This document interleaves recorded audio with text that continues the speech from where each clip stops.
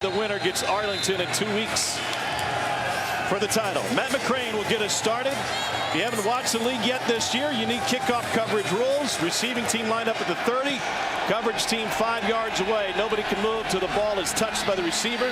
And here we go from the 15. A little bit of room to the outside. And the Sea Dragons will come out with the league's best passing offense, led by Ben DiNucci. He mentioned he's a Pittsburgh native, played for the Panthers before eventually leaving after he lost his starting job, and he reset records at James Madison, the CAA Offensive Player of the Year in 2019. 7th round pick of the Cowboys, a one-time starter on a Sunday night against the Eagles. Big personality, big arm, and a big game.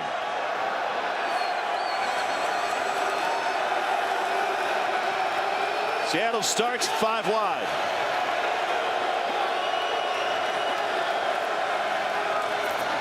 Going for a screen, and it's dropped by Josh Gordon. Former All-Pro receiver with the Browns. 2nd and 10.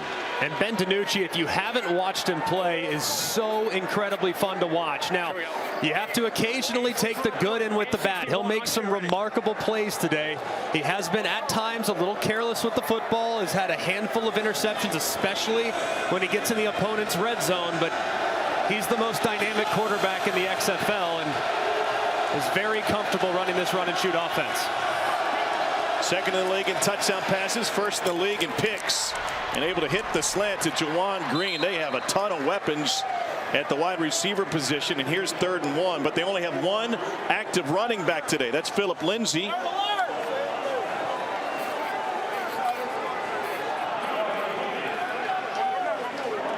Gonna throw it on 3rd and 1. They'll throw it on 3rd and inches. They do not care. DiNucci's a great runner as well. He can beat with his legs.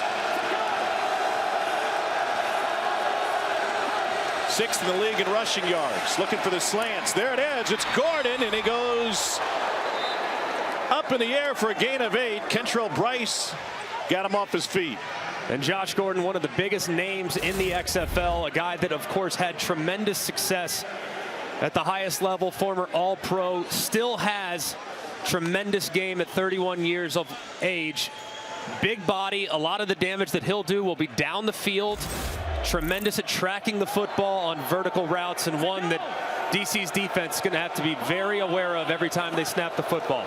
Gordon coming off of a 115-yard gain.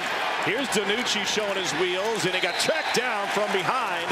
A gain of only 2. Fadal Brown was with them stride for stride. June Jones, the offensive coordinator for Seattle. Greg Williams calls the defense for DC.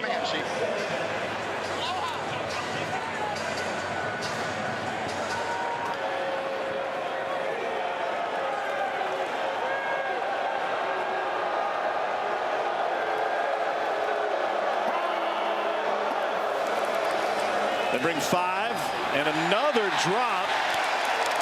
Juwan Green couldn't squeeze it.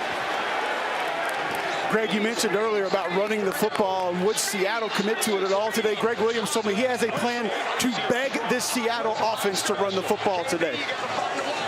It's one of those situations where every time Ben DiNucci hands it off, that's a win for the defense, because he's so good at creating mismatches and getting the ball out of his hands quickly. But now he just needs his receivers to step up to give him some help.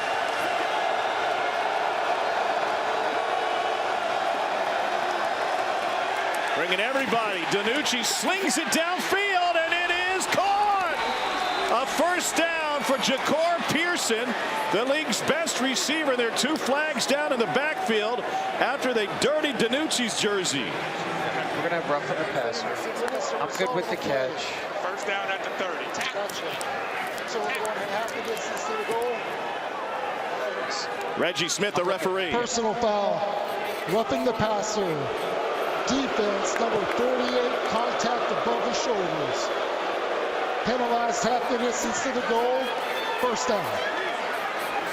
All-out pressure look from Greg Williams defensively on 3rd and 9, and you could see the hands of the defender, Mitzi, up into the face.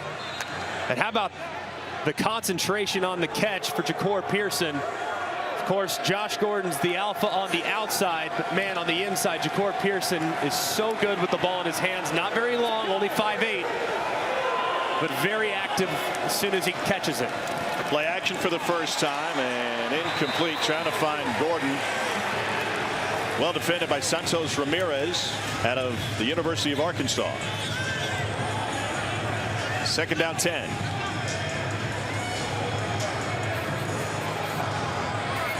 Field conditions likely to be an issue all afternoon.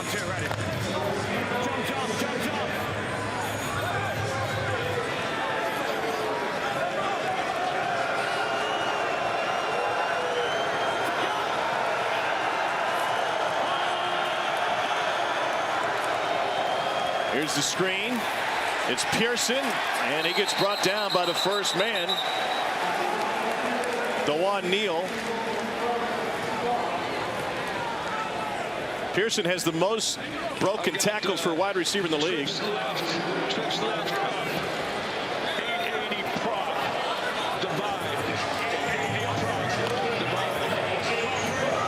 Last time on 3rd and long, all-out pressure was brought by Greg Williams, and based on the look right now, you see all the defenders in a flat line across about 6-7 yards off the ball, looking like all-out pressure again. And bring it, and off the hand of Juwan Green.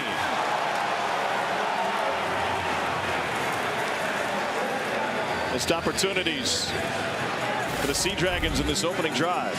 When you see that flat top defense, you know as a quarterback, one of the defenders that's blitzing is yours. That's the guy that's going to be the backside. He's going to be on the left side of a right-handed passer. So you see DiNucci drift a little bit away. Ball is just a touch wide. They're going to have to dial those blitz packages up. Be prepared for pressure all day long.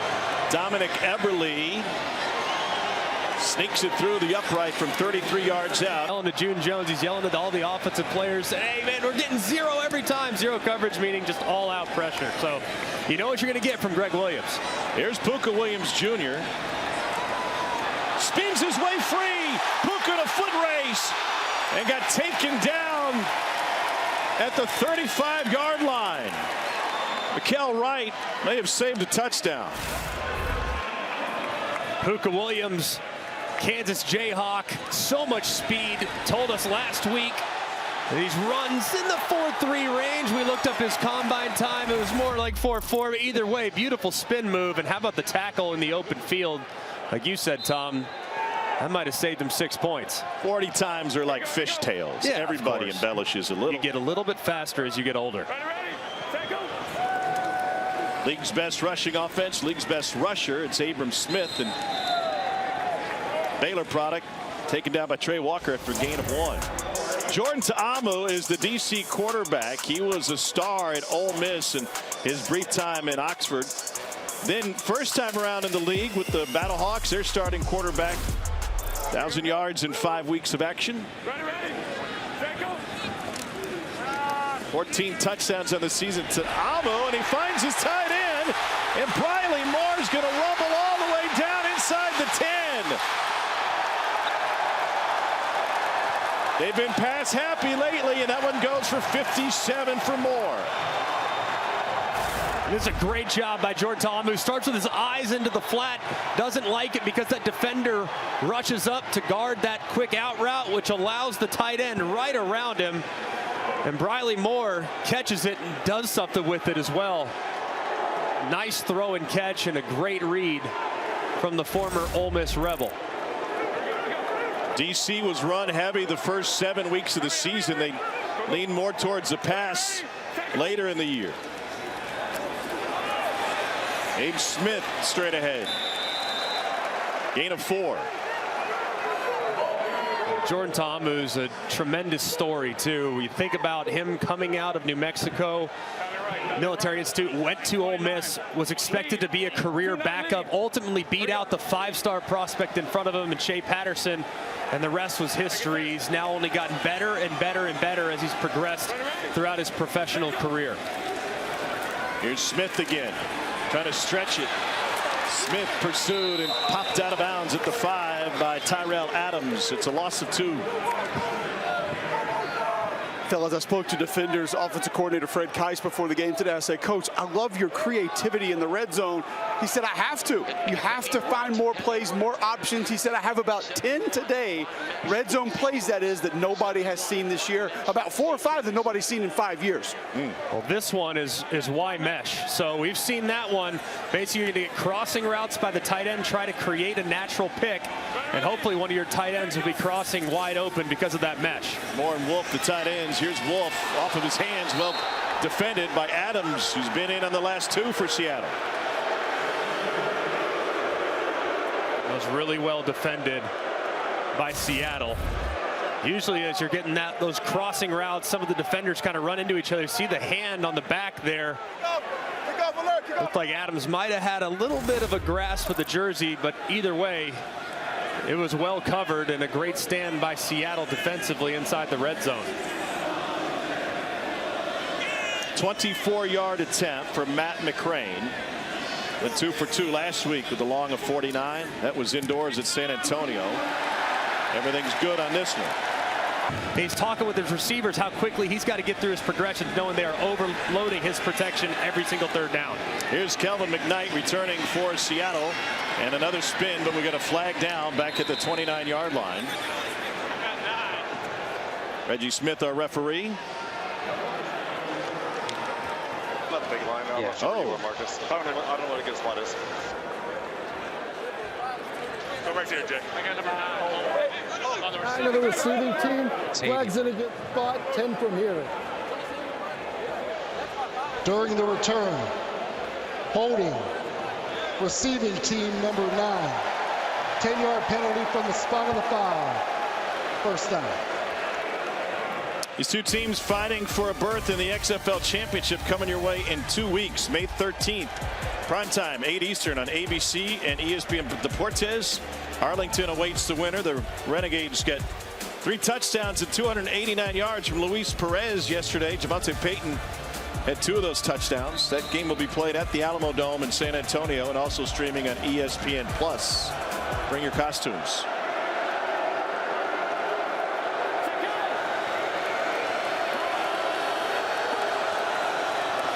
DiNucci, and off the hand of Gordon.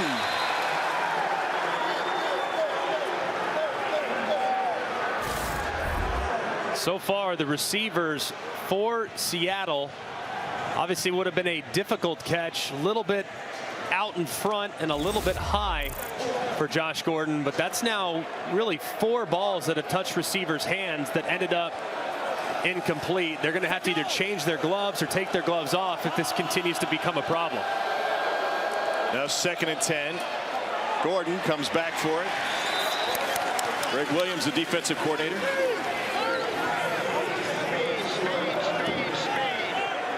All right, Santos, find a receiver. Let's go. Here we go. I want cheat the back. Okay, cheat the back. Strong safety single, but now it's a Hugo, so now you're blitzing Francis. You're the blitzer. Watch 43 in red. He's coming. Santos is going to find somebody. It's cheat the back. 43 is right here.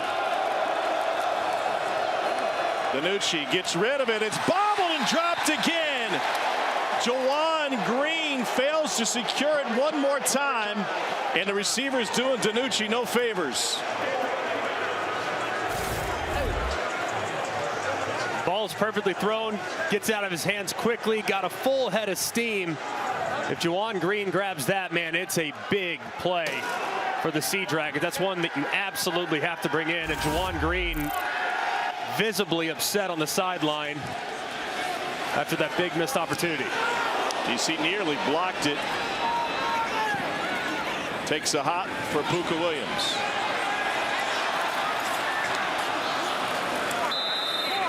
$50-yard punt, 6 on the return.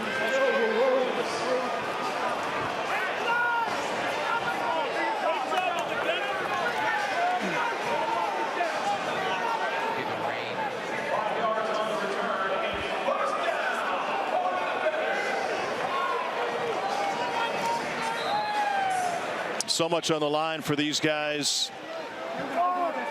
And in a big game, Juwan Green Some missed opportunities. Good news is he's got 3+ quarters to bounce back. Straight ahead. And that's one as a quarterback you want to go over and look, he doesn't want to talk to anybody. He's harder on himself than anybody else would ever be on him. But hey, you go over and you build him up, man. Hey, we love you. Look at all the teammates now that know that he's distressed, know that he feels terrible, going and picking him up. Hey, man, I'm coming right back to you. I need you today. I'm going to keep feeding you, and you're going to make the next one. That's for sure. So you just got to keep these guys staying positive. Tamu faked the screen. QB run, and he gets lit by Anton Brooks. Brooks played up the road of Maryland, 6th-round pick of the Steelers in 20. Great recognition there. Tried to go with a little bit of a quarterback counter. He gets out to the right-hand side, and Brooks squares him up for a minimal gain. So 3rd and 1 for the league's best rushing offense. 141 yards a game on the ground. Abe Smith bottled up, and maybe.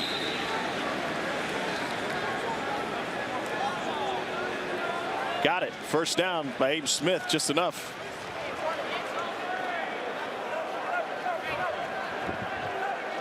What a journey it's been for Abe Smith.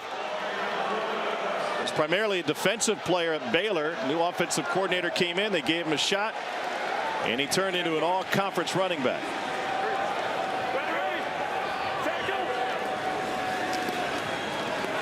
Ta'amu pulls it back, now floats it, and it's incomplete.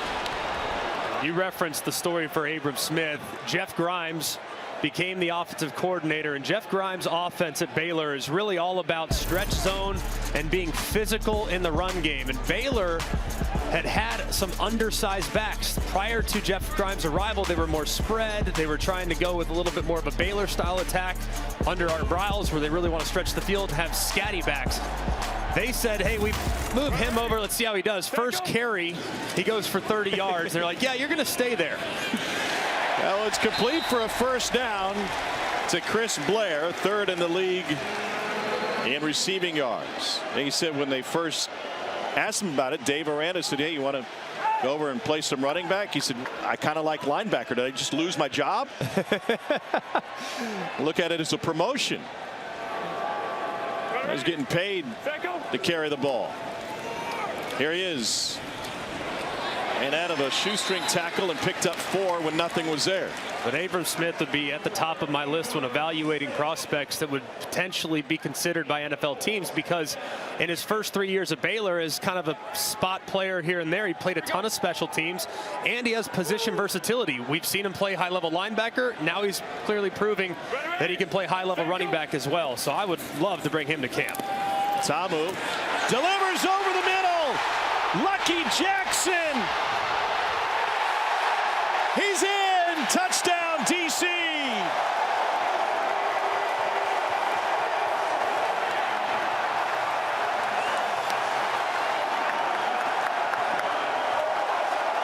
Sixth touchdown of the season for Jackson.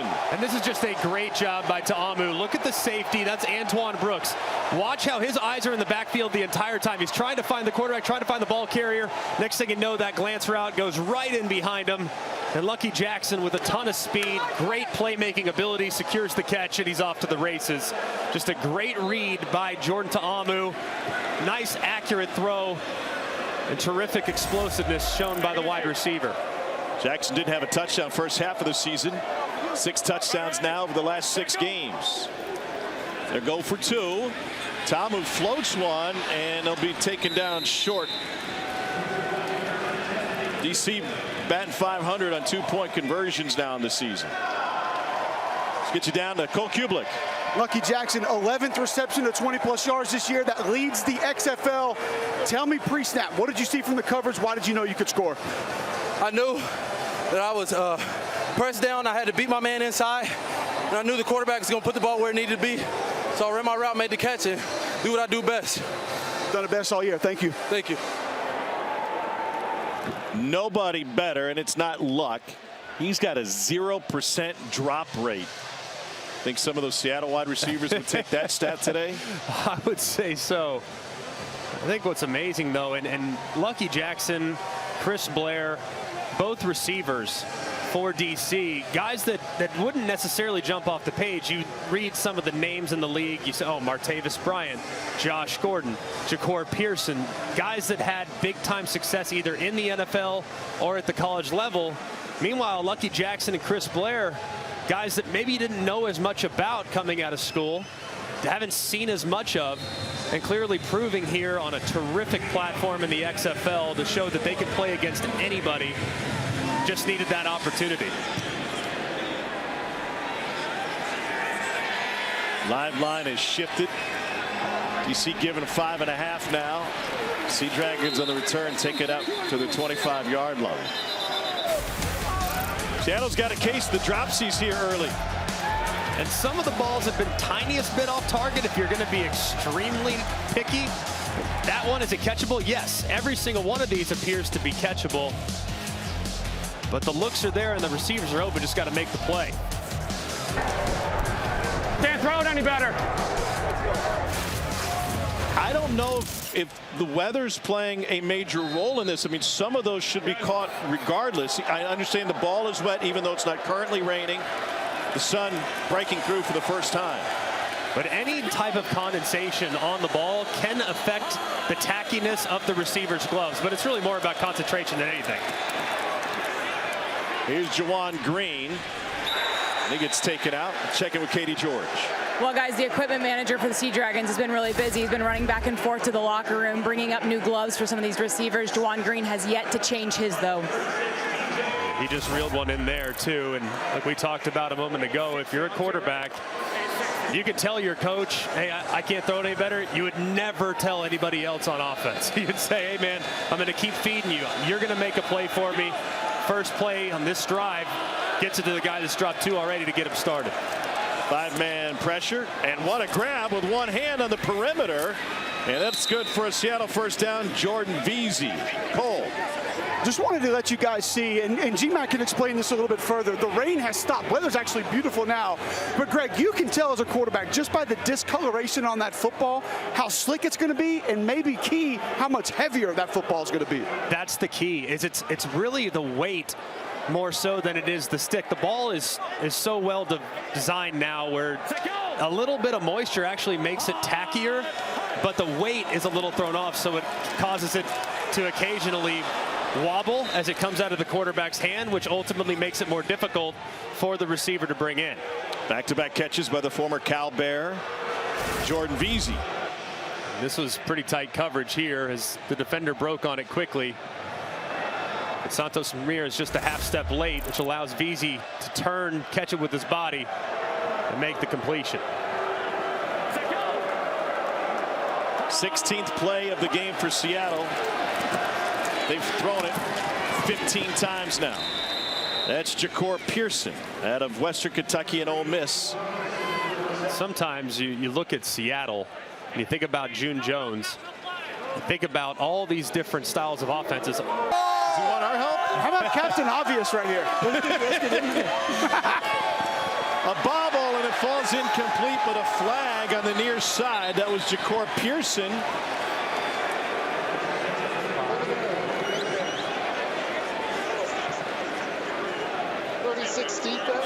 Gotcha. Dan, we're going to go 5 yards from the previous spot. It's going to be an automatic first down. That's DJ Swearinger that got flagged. 26. Gotcha. Prior to the pass, holding, defense number 36. 5-yard penalty, automatic first down.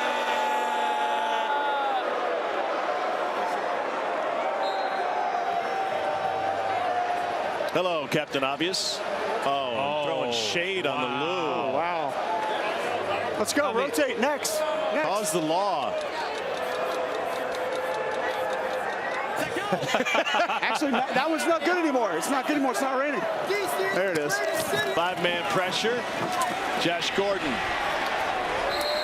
Gordon's a big body, 6'3", 217.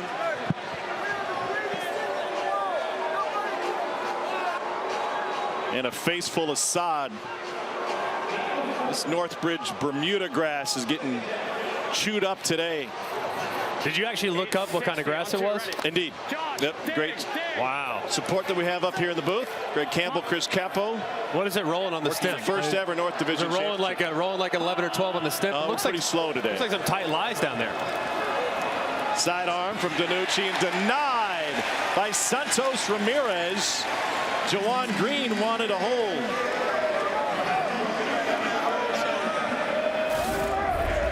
This was nice coverage. There was a little contact there, but I like timing with the way Santos Ramirez arrived right there. It didn't feel like it was too early, so I think the official made the correct call by leaving the flag in his pocket. 3rd and 6. The only run for Seattle came off of a pass play and a QB scramble. DiNucci gets rid of it and a diving catch made. Blake Jackson's first grab of the game is a big one. And that's a heck of a play from Ben DiNucci, just buying a little time. 3-man rush. You know you have time, but you have the late addition from the linebacker there, number 57, Anthony Hines. He beats him right before he arrives, allows his receiver to go make a play for him, and Blake Jackson reels it in for a big conversion.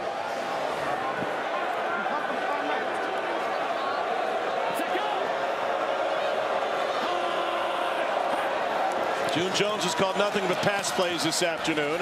This one works to Jawan Green. Spins free and takes it up the sideline.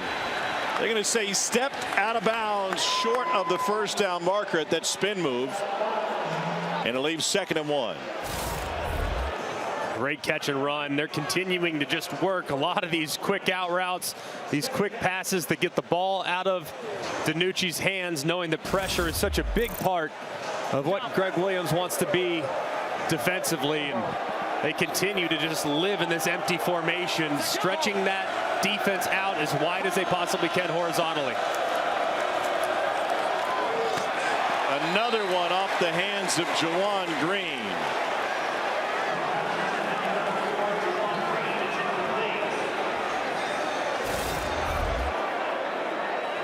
Another quick pass. Clearly could feel the presence inside as the linebacker Davin Bellamy was closing quickly on that in-breaking route. Green had a huge game in the last matchup with these two, week 8. 147 yards and 2 touchdowns.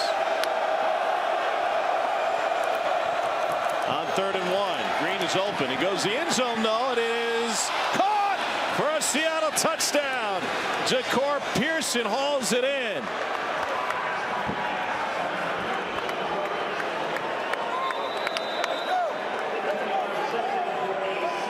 Injured player is Kentrell Bryce for DC.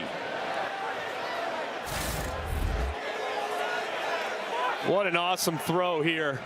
Ben DiNucci, ball wiggles just a little bit. It's almost like a back shoulder, throwing him away from the defender that was working in the receiver's direction. And how about the concentration on the back end by Ja'Cour Pearson, not catching it initially, but reaching out with that left arm, reeling it in before he goes to the ground to secure the catch. Just a really impressive catch there by Pearson, knowing that there was a ton of traffic in the back middle of the end zone. Bryce being helped off the field. Seattle is going to go for 2. There are no kicks for point afters in the XFL. Seattle is 5 for 10 on 2-point conversions this season. You can choose 1, 2, or 3. Here we go. 790 on 2. Ready.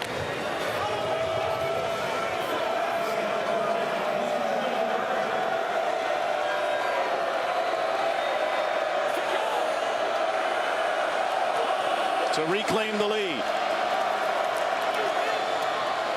Batted around and incomplete. Defenders have scored on each of their first 2 possessions, a field goal and a touchdown. Here's Puka looking for a hole. There it is. Puka Williams to the outside. And he gets tracked down at the 40-yard line. Bryce Thompson made the tackle. It's a 52-yard return and now a short field for the defenders. And this is now a couple weeks in a row in which Puka Williams has almost taken it to the house. Clearly here, week 11, game 11.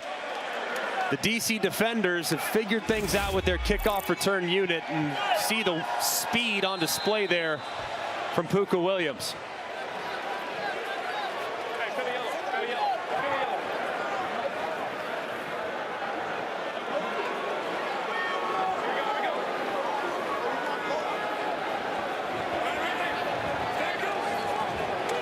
Jordan Ta'amu fakes the screen, now goes over the middle into coverage, and it's intercepted. Sea Dragons take it back. Sharif Miller with the pick, his first of the year.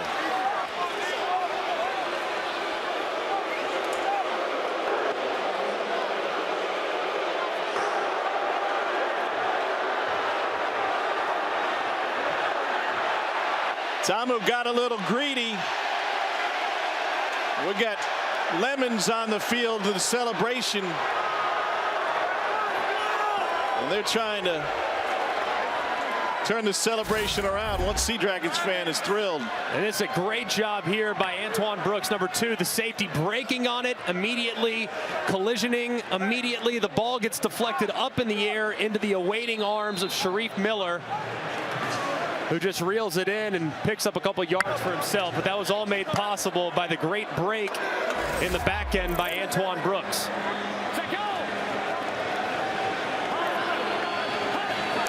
Back to Ben DiNucci, and he finds Jordan Veazey. He got into Jordan Veazey a moment ago. Stop that shit, boy. Let's go. Sharif, heck of an interception, first of the season. What'd you see? Hey, man, I was just playing the defense. I had to drop late, got out of there. Saw the quarterback eyes. Swan and Uno made a good play on the ball. Just came to me. I just tried to catch it, get the ball back for the team. You gonna make lemonade with those lemons? Oh, hell yeah. Strawberry lemonade, though. You heard it. Ja'Cour Pearson with a first down catch. Sharif Miller played at Penn State, 4th-round pick of the Eagles in 19. The Lemons came flying out of the stands, and he's got a memento.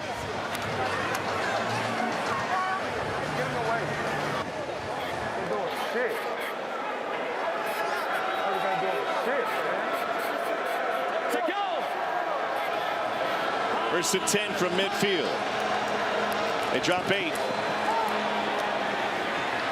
Juwan Green squeezes it and turns it into a first down. Gain of 18. June Jones has called nothing but passes today. Trips left and up. 861 Kansas Q. 861 Kansas Q. They start to get ticked off. You can hear right there, the defense starts to get a little ticked off. He's thinking pressure. So when the defensive coordinator gets mad, you can expect blitz. That's what he's thinking, playing out in front of it. DiNucci lost his footing.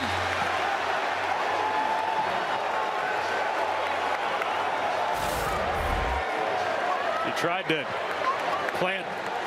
get away from the defender on the left-hand side. You see that left foot just slide out from under it. A lot of the guys have adjusted their cleats. Some have gone to a half-inch spike as opposed to a molded spike. It's still difficult field conditions to keep your feet when you're trying to change direction.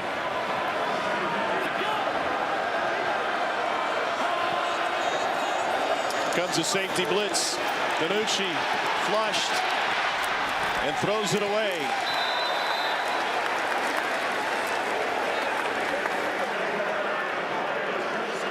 Jamal Brooks brought the pressure. June Jones went down. They can access a little too far. Trying to get out of the way. Glad he's okay. It looks like he kind of got tripped up. June Jones, a big guy, and a little worried about a little collision. It wasn't as bad as I originally thought, though, thank goodness. Seattle's 4 of 6 on 3rd down. Here comes pressure again on 3rd and 18. Gordon couldn't get there, and it's incomplete. DJ Swearinger that close to a pick.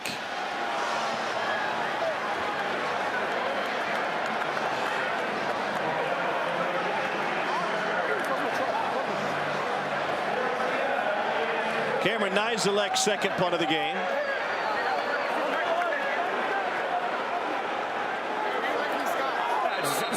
They got to take a timeout. They call a field goal block, man, before they come out with the field goal team. Come on. Didn't have the right personnel on the field on the DC side of things. Got all sorts of access on the ground and in the sky. Skycast of today's North Division Championship is available on ESPN Plus. Get Skycam as a primary angle. Enhanced audio, live player, and coach microphones. Yeah, that's pretty cool too, knowing that you can see it from that angle and hear both coordinators. So if you're trying to play the game at home, trying to feel like you're playing Madden and listening to the play calls, it'd be a cool option to check that out on the Plus.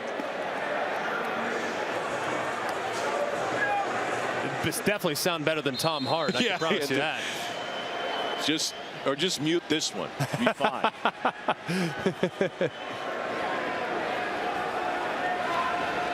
Nizelek to punt it away. Luka Williams had the huge kick return to midfield and dives out of the way this punt return, and that's a beauty. He stopped at the 5, a 35-yard punt.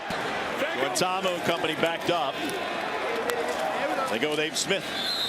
All right, Van Dyke, this is the actual screw, and you showed me a little bit earlier. How much different is this than what the guys would normally wear? So normally this has a screw, like you said, screw in. The normally wear is just already attached to the cleat. It's already a TPU. So then at the same time, this is a special cleat key that you have to do to actually screw them in. I would say about 10 years ago, a lot of guys are wearing these, but now because of less grass fields, everybody's wearing turf more, it's being used more. Is that time out? He got to go work. He's got to go. So, yeah, look at him. Got the pad. Look at him go. There he goes. He took my screw-in cleat, though. He's going to keep that, but it's okay. Ethan Wolf is the injured player for DC, the tight end out of Tennessee. Kind of got rolled up at the end of that Abram Smith run. He's a weapon for them in the passing game too. You see number 82 right there, kind of gets that left leg caught underneath the pile. He's walking off on his own power with a slight limp. Hopefully he'll be okay. With the grass field being as chaotic as it is, though, man, you cannot take for granted the importance of an equipment manager. I mean, that's just the most underappreciated guy on the entire sideline. He makes sure everybody's all taken care of. So it's good to see that Van Dyke is getting the recognition he deserves. 2nd down 8.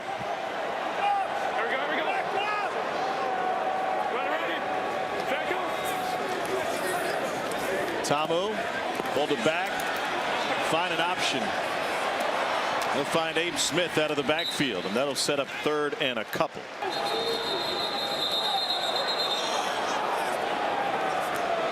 Prior to the snap, delayed game, offense, 5-yard penalty, 3rd down. Well, that is costly. Snap the damn ball, man. Snap the ball.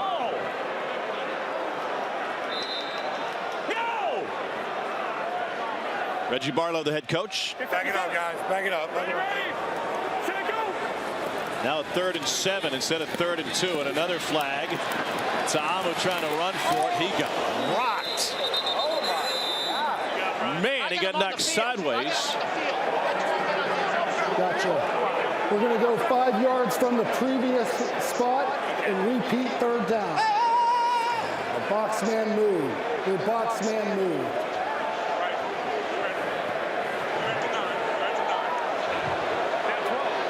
12 men on defense.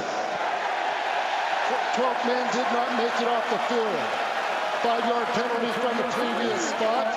Repeat 3rd down.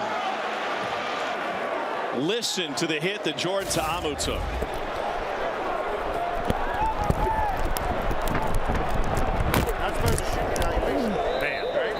It was Bryce Thompson and Tarikas Tisdale, and Thompson is seeing the training staff on the Seattle sideline. That was a huge collision.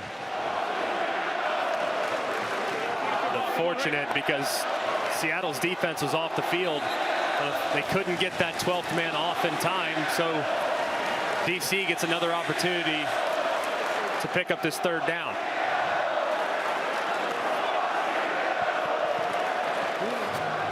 Yes, 3rd and 2, and the crowd engaged in a hearty La Cheeserie to the folks from Seattle.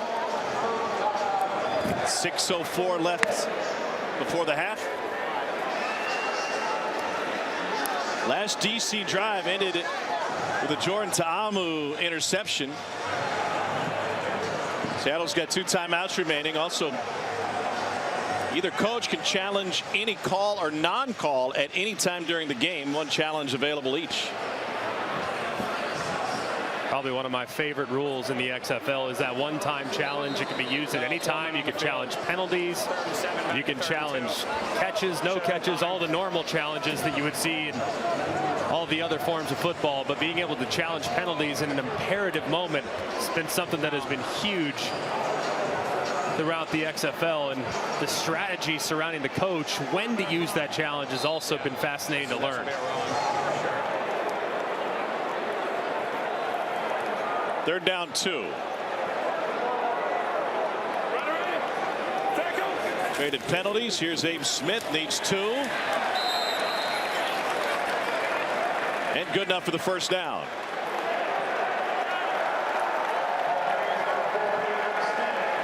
And that's really big right there, and it's an unforced error from Seattle, trying to substitute there prior to the 3rd and 7.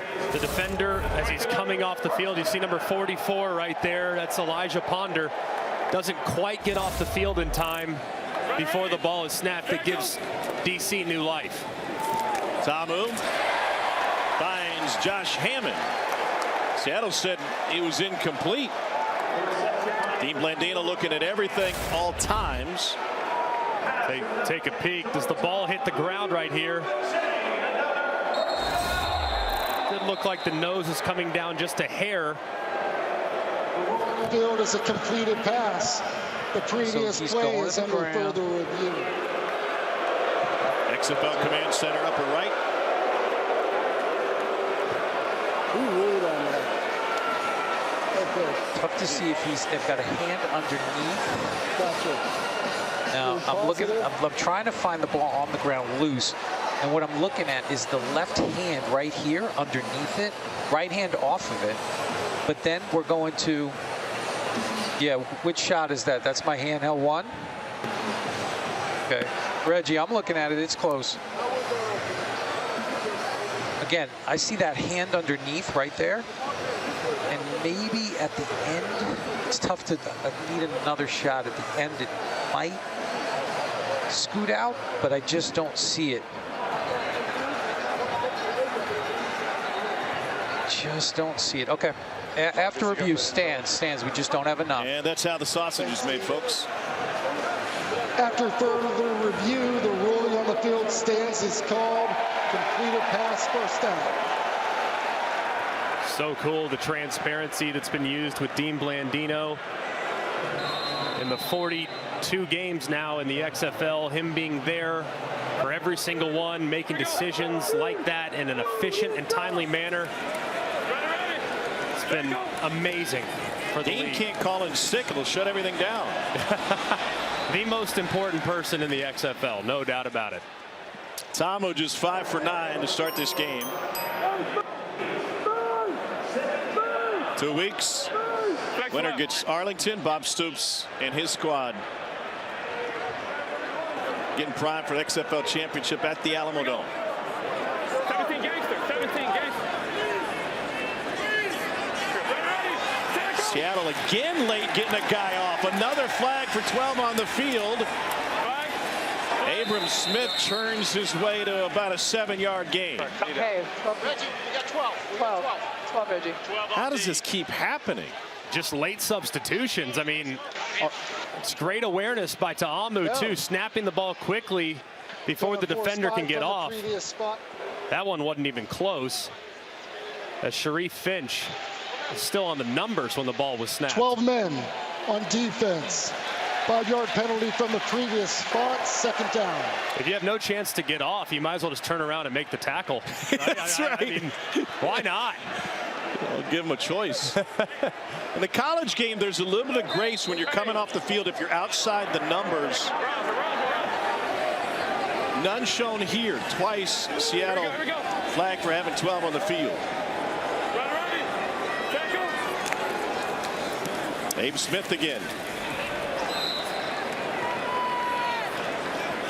Fred Keis's first job as a head coach was Southwestern High School in Baltimore, Texas 1990. Bunch left. Texas bunch left. Let's go again. 23 duo bubble. 23 duo bubble. A little handoff inside left here. Here we go, here we go. Dave Smith. Abe Smith, second effort, picks up the first down. And Fred Keis is just a remarkable story. You referenced his background dating back to his time in Baltimore as a high school coach, but guy that has primarily lived in HBCU football and has done a remarkable job of bringing that college-style offense now to the XFL, and the results have been terrific. Tom with a throw on 1st and 10. And we got a flag. Looked like a face mask. This is our skipper. Sack leader for Seattle. 51. Yep. Previous spot enforcement. Personal foul. Face mask. Defense number 51. 15-yard penalty. Automatic first down.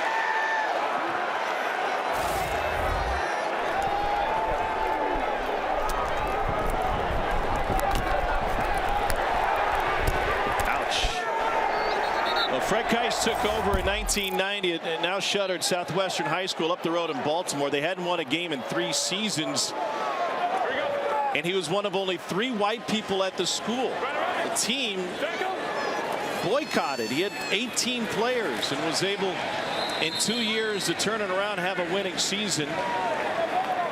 And then he went on after Southwestern High School to Morgan State, Southern Tennessee State. You mentioned all the HBCU background.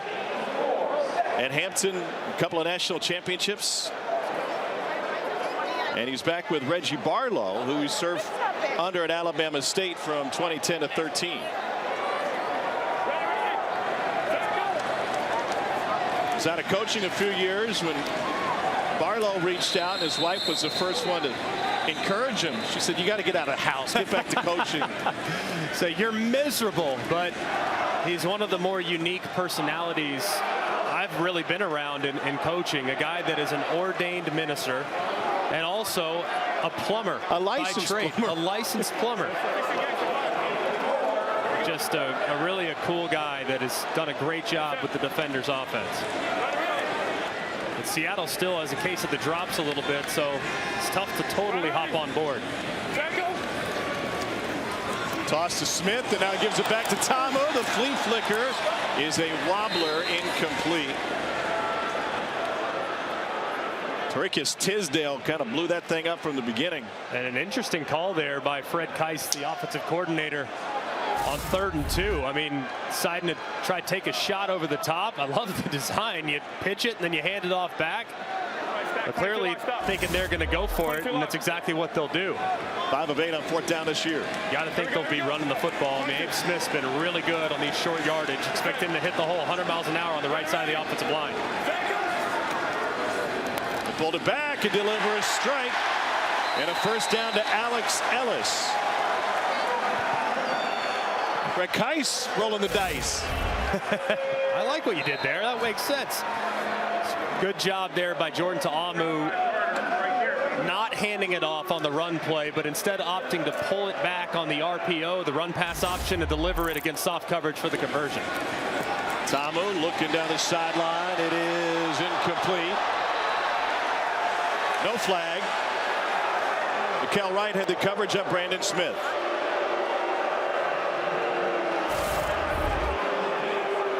Was definitely some contact at the top. As you can see, it does look like Mikel Wright was trying to turn around and trying to play the football. So even though there was contact, the defender also has the right to go after the football. I think it's a good no call there by the officials. 2nd and 10, pressure. Out route complete for the first down. That's Lucky Jackson again.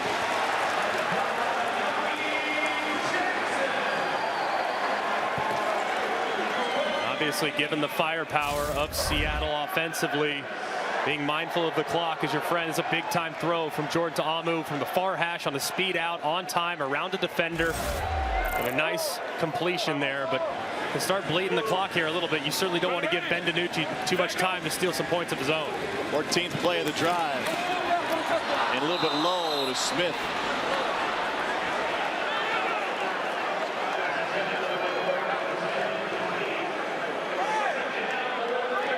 Flex left, 17, gangster, flame, 17, gangster, flame. You hear that play, 17 gangster, that's the run play, flame, that's the pass play. So this can be either based on what the defense does.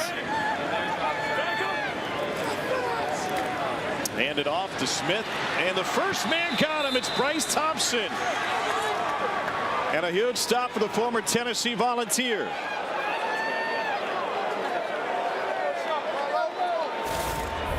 It's a great job there on the perimeter by Bryce Thompson. So hard to tackle Abe Smith in the open field, but he goes low against the big back and makes the play. 3 years at Knoxville playing for head coach Jeremy Pruitt. Ta'amu, it's tipped, and it is intercepted. What an incredible play by Antoine Brooks. Flag flying in, and Brooks takes it all the way back past the 25. Tip drill led by Tyrell Adams, and somehow Brooks contorted his body and kept his eye on the football. So interception's good. 2 picks for Ta'amu. They both come on tips. I've got it over here. 15, and what's that number?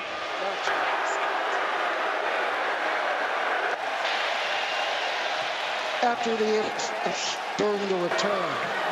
Personal foul, illegal blindside block by the intercepting team, number 58. Penalized half the distance to the goal. Seattle keeps the ball, 1st and 10. This is one of the greatest interceptions you'll ever see. This is unbelievable, and I tell you what, man, Antoine Brooks is having a whale of a game. Great deflection in the front by Tyrell Adams, but look at the concentration by Brooks as he's trying to hang in the air, reels it in off his leg and secures the catch. Just a ridiculous play from the safety. You can make a strong case he's been the best player on the field so far for either team. 2-time all-conference selection at Maryland. They hand it off for the first time to Philip Lindsay, who hasn't been on the field all game, and the former Bronco, who may be headed back to Denver as a free agent, gets taken down for a loss. The game clock rolling under 30 seconds. And number 55, Chris Owens, the right guard, limping off the field as well. Something to keep an eye on the right side of the offensive line. Seattle doesn't seem to be in too big a hurry. And DiNucci has 5 seconds left. Lindsay. And that's how the first half will come to an end. Guys trying to look as good as they can on tape, and everybody taking a little bit personal now. Absolutely. And this, obviously, for the loser, this is the last tape that the NFL scouts will look at.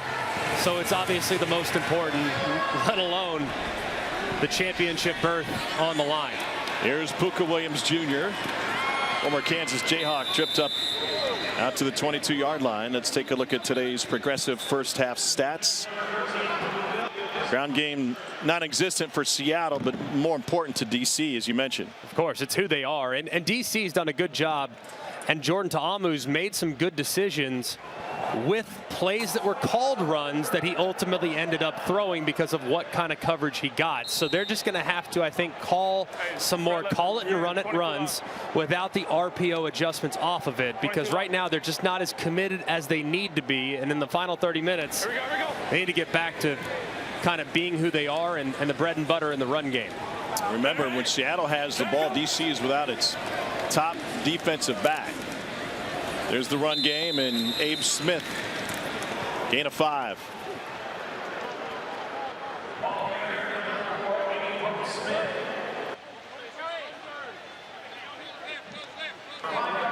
Total was 49 coming in. Bradley. What is it? Thunder. It's dropped to 41 and a half.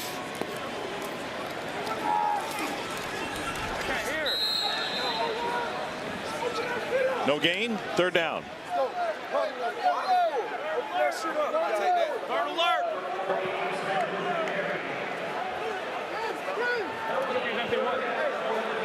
Game's empty. What? What's the play? 51 Cleveland. Why instead? 51. Let's go. Game's empty. No. Hey, Bradley, run it, Bradley. Let's go. Riley Moore helping out with the communication. Pretty good for the tight end to be able to call the play like that. Quarterbacks think you're so special, don't you? Tamu delivers that one on time.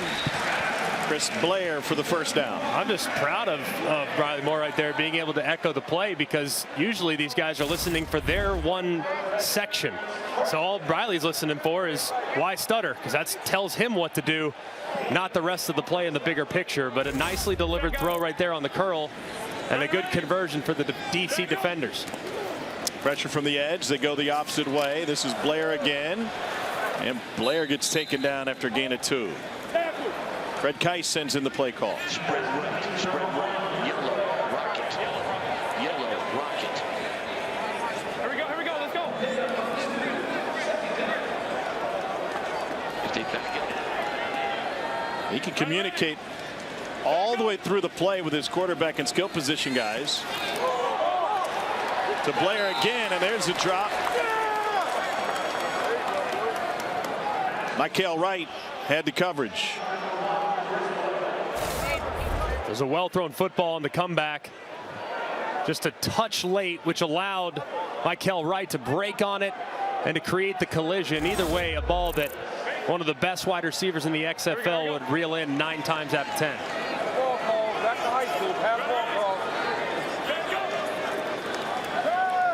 Four-man rush to Amu. Over the middle. And there's a flag. Lucky Jackson taken down by Chris Payton-Jones. Pass interference. Let's just get a spot. Defense number 5. Spot of the foul. Automatic first down. As you can see, the defender getting there really early. That was an easy call for the back judge. Chris Payton-Jones. Is a well-thrown football. And if he hadn't closed that gap, it's likely a big completion regardless. Spot of the foul, 28-yard gain.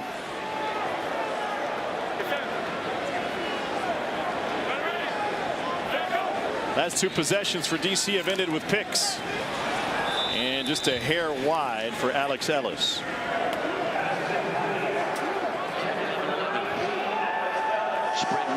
Spread right. Red, white Cleveland.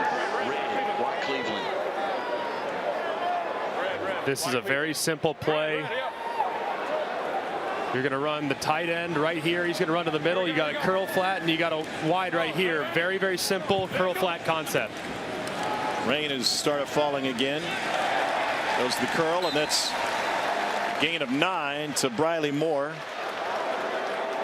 Pardon me, it is a first down. Good timing on that throw from Ta'amu. Getting it to Riley Moore before those 2 inside linebackers collapsed, which allowed him to spin forward and ultimately pick up the line to gain. Abe Smith now. Pick up a 4.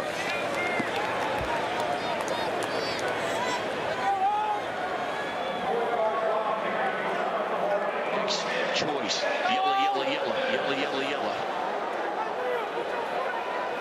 What is yellow? Yellow is a protection.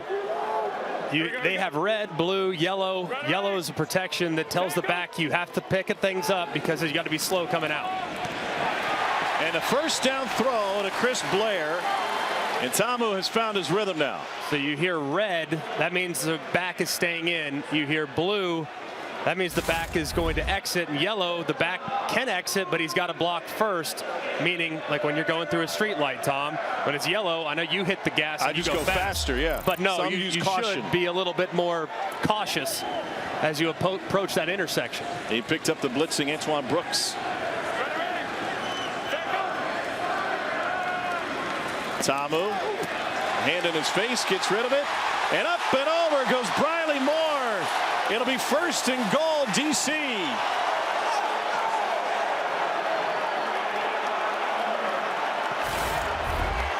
It looked as Briley Moore went down. Did the ball cross the plane? Tremendous effort. Where's the ball? Ooh, that's going to be really close. He might have as he was going down. It's a great look right here. Tremendous job. Where's the ball as he makes contact with the ground? Of course, they're going to look at everything. DC doesn't give much time. They run it up first and goal, and a bounce to the outside for Abe Smith. He's in. And DC takes the lead.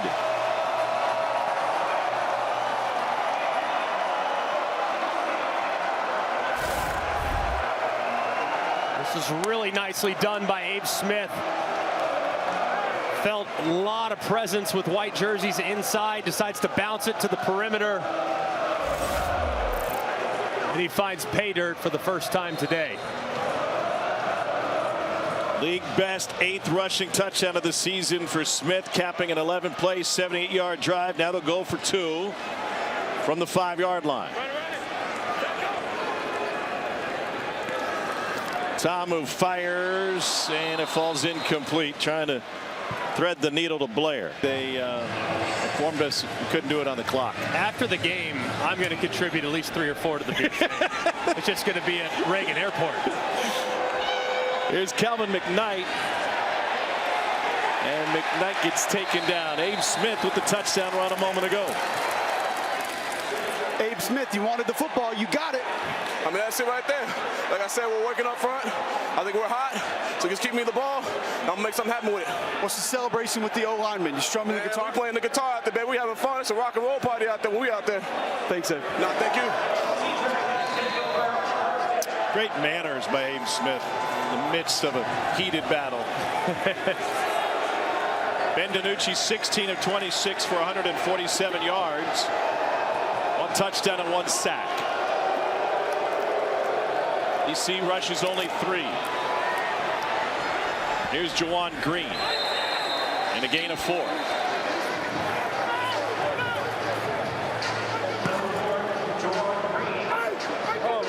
I need your credit card, Greg, because those go $13 a pop, or for domestic, $1 more for the fancy stuff. You get 2 for 1, or?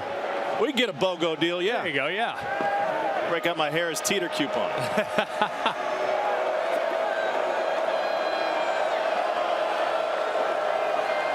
Five-man rush this time. 2nd and 7. Green, hold on to that one. No, it got taken away again. Juwan Green had it in there. Then Kentrell Price came flying over the top.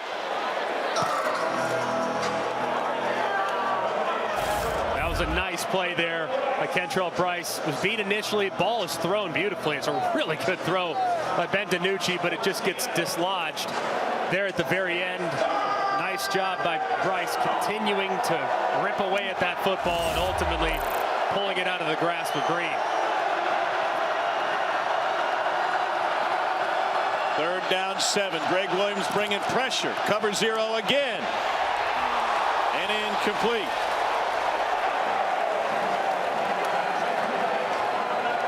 Overshot Juwan Green.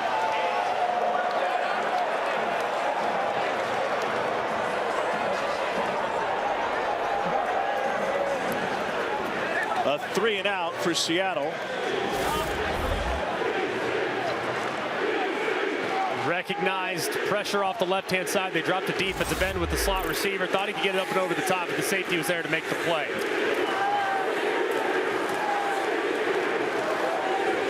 Dangerous Puka Williams back. The 39. Faked right, came back left, lost the football. And the defender's lucky The fall on it.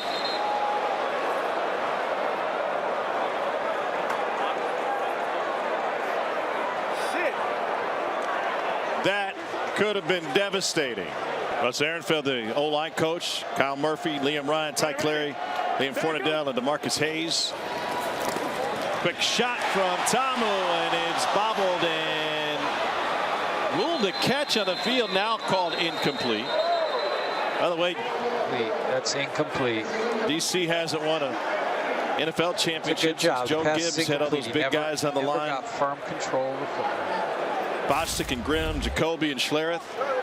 Takes a good O-line. It absolutely does, and a great play defensively there by Bryce Thompson. Both him and Antoine Brooks today, the safety tandem for the Sea Dragons, have played excellent football.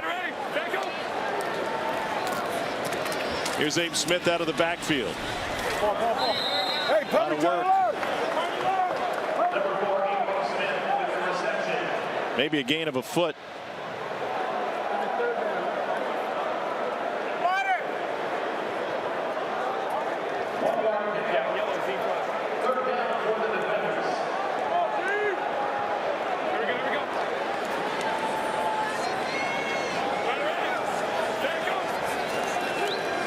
Pressure up the middle. And a sliding catch made by Josh Hammond. Gain of 21.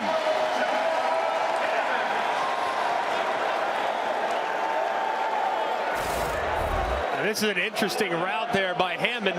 Went with a little bit of a corner route. It's a flood concept where you have three receivers that are on the left side of the field. He gets a ton of separation, makes a nice catch. Here's Hammond again. Gain of 4 for the Florida product. Spread left, spread left. Z under, X choice, red, red, red. Z under, X choice. Z under, X choice. You got the choice. Oh,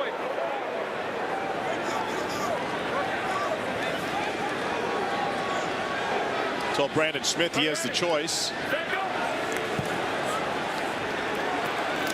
Pocket holds, and somehow the catch is made by Hammond.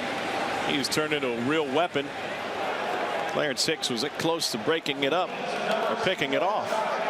3 plays in a row, though, going in Hammond's direction. I feel like I should listen to Marv Albert say he's on fire. 3 in a row. Did you ever play NBA Jam? Uh-huh. That was probably a little after your time. You're an old man. Magic, Skiles and Shaq had to.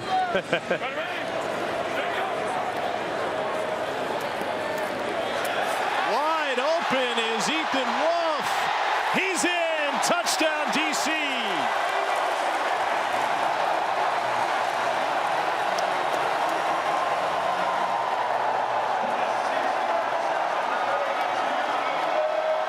It is some kind of party here at Audi Field. 18,684 in the stands, and they're loving it. And it's a play they've run a few times today, and to be honest with you, Seattle's covered it beautifully, but they stick with it. You get those crossing routes underneath, just hoping that one of your tight ends breaks free because of a natural pick, and that's exactly what happens. As Ethan Wolf, who went down a little earlier with an ankle injury, clearly back to 100% as he got out to the open field. Tamu caught. Alex Ellis. 2 more for the defenders.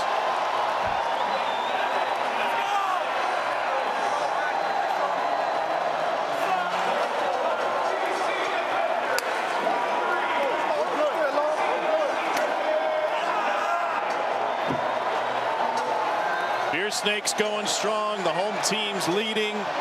It's a 14-0 third quarter for DC. Power of lemons and beer cups. And Jordan Tamu. Jordan, why have your tight ends been so successful, so open today? You know, they've been, hard working since week 1. Since training camp, actually. I think we got the best tight end group. They've done a good job blocking, and we told them be patient. Their touchdowns are going to come. Look at it. Here they come. They're coming. Still going. Let's go. Thank you. Thank you. Ethan Wolf with the touchdown. Alex Ellis, the 2-point conversion. Briley Moore also involved. just see all the shallow crossers, defenders trying to pass them off.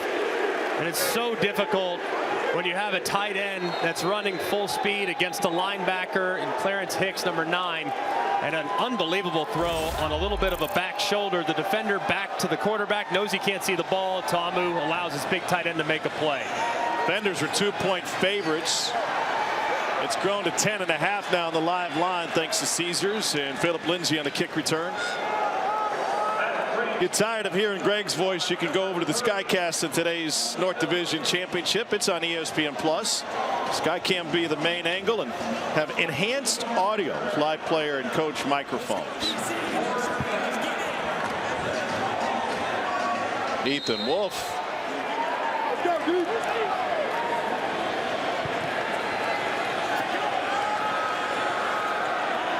Seattle went 3 and out on its lone second half possession. Danucci this time is able to connect with Blake Jackson.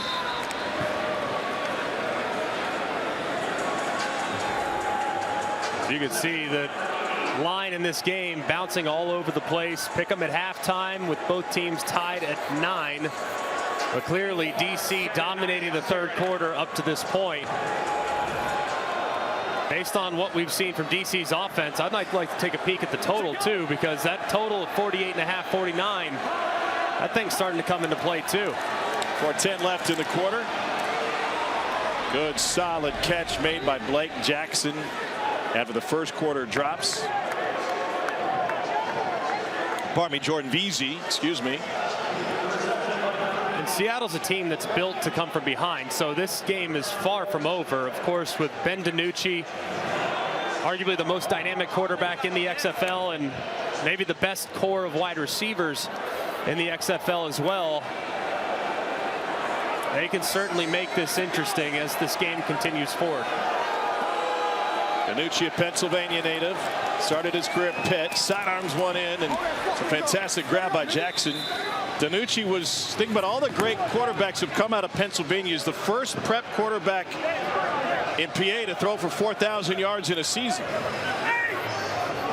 He's a great player and a great story.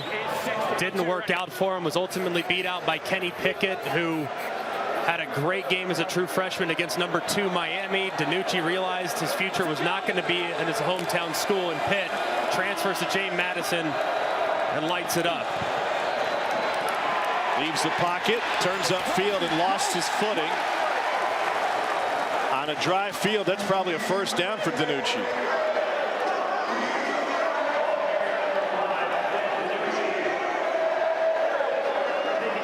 Vidal Brown calmed down.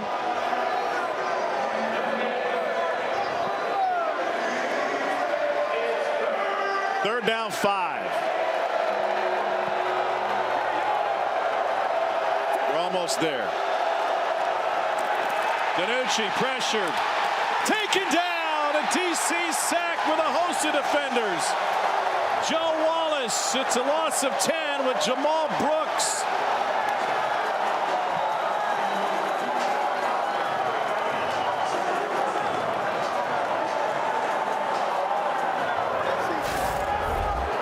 They bring the pressure off the left-hand side with Jamal Brooks. The left guard, Chris Owens, tries to save him, but he just can't. Doesn't get enough of him. DiNucci ultimately makes Brooks miss, but the rest of the defender's defensive line closes in and drops him for the big third down stop. Seattle takes a delay of game. They'll be punting for the third time in the last 4 possessions. The exception was at the end of the half. End of match. Oh, they're taking their time. Coach Williams, what was that call on the last sack? Well, it made me think about you on that stupid question you asked me at the start of the day, okay, on when, if I would pressure. So I would have to say yes. In other words, hell has been unleashed. Yes, it has. And right now, if you're keeping track, it's 5-1 pressure. Thank you, on Coach. every call I've made. On every call I've made. He brings pressure all the time. That sack was huge for DC. Folks know Greg Williams' reputation, head coach of the Bills, 20 seasons at DC. DJ Dwayne Johnson would have absolutely loved to play for Greg Williams, coaching with a heavy heart today after the loss of his father-in-law, longtime St. Louis Cardinal player and broadcaster Mike Shannon. And DJ said, I look forward to shaking this man's hand one day. Defense wins championships. I love it. And they have. I mean, they've heated him up with secondary pressures, full all-out blitzes, twists, games, you name it, they've thrown it at DiNucci. And Greg Williams so far has been a step ahead, especially in the second half.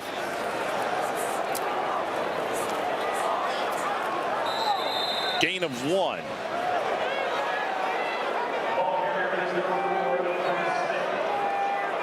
Greg Williams, just his motor never stops, huh? He's feeling it. To put into perspective, 5-to-1 pressure to not ratio, that is an absurd number. Absolutely absurd. Usually 30-40%, but he's in the 80s. 2nd and 9, incomplete. By the way, Tom, he came and found me for that interview. Came and grabbed me by the arm. He was ready to let me know. Well, he owed you one because he blew you off at halftime last week. He was so mad. He didn't want to say anything wrong on camera. Heavy hearts today. Dr. Erin Shannon, his wife, lost her father Mike Shannon, so important to so many best fans in baseball in St. Louis and Cardinal Nation. Pressure up the middle. And a good grab by Briley Moore. Tomo may have hurt his hand.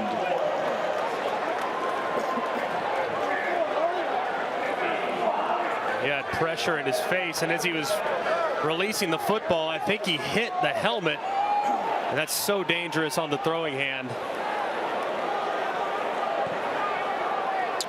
First punt of the game for DC and Daniel Whelan. And this will be a touchback as it carries into the end zone for Whelan. Dean Blandino, the command center, noticed 12 men on the field for Seattle on the previous 4th down play. We're going to talk over here. If you want to talk, we're going to do it here. Jim Haslett not at all happy. Reggie Barlow had a decision to make. Okay. You stand over the ball, right? Right. Well, the umpire does, yes. Yeah, the umpire stands over the ball. We don't have a chance to substitute. You got to let us come on and on. Who's fucking doing any offenses with it? That's like the 3rd time. Coach, that's a penalty you want to call. You said we weren't on the field. That's bullshit. Let's bring in Dean Blandino. Dean, you saw 12 men on the field for Seattle. What's the result of now going backwards and taking the penalty? So that's a previous spot enforcement. So DC has an option. They can take it and replay 4th down, which would set up a 4th and a half, or they could decline the penalty and take the and let the play go. The result of the play, which would have been the punt. So it looks like DC is going to accept the penalty, and it'll set up a 4th and a half yard. The box guys have 1st down on their markers, and maybe they just haven't changed it over yet. Correct. They haven't changed it yet. Gotcha. Yep, exactly. And they're about to mark it off. So the ball essentially will be placed 5 yards from the previous spot. So it'll be at about the 44.5-yard line, Dean. 44.5, exactly. The line of scrimmage was the 39.5. It'll go to the 44.5. Line to gain was the 45. On the 4th down play, Seattle had 12 men on defense. Will enforce 5-yard penalty from the previous spot.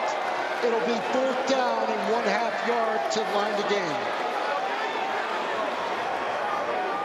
So Reggie Barlow thought about it, and they're going to take that 4th and short. It's a 3rd time Seattle's been flagged for having 12 men on the field. And obviously with a bruising running back in Abe Smith, even though it hasn't been his best game running the football, you got to assume you're going to get Abe Smith on a downhill run play here where he hits the hole at 100 miles an hour. I think Reggie Barlow was just saying they're going to try to get him to jump. And if they don't jump, then they'll run the punt team on. Well, Fred Keiss did tell us in our meetings this week they put in more frees to attempt to do that. Well, if they can get Seattle to jump, what a huge advantage that'll be. Got to get the change set up. 4th and short. Would you go for it anyway, regardless? I would go for it. I would go for it. I have big back, have run the ball a little bit better in the second half. Seattle's defensive line hasn't been getting the surge that they've gotten in the past. I trust my offense, and I trust my offensive line, the best rushing team in the XFL. And here's another situation where you have a late substitution from Seattle. Able to get it off. Tamu now under center and got everybody moving.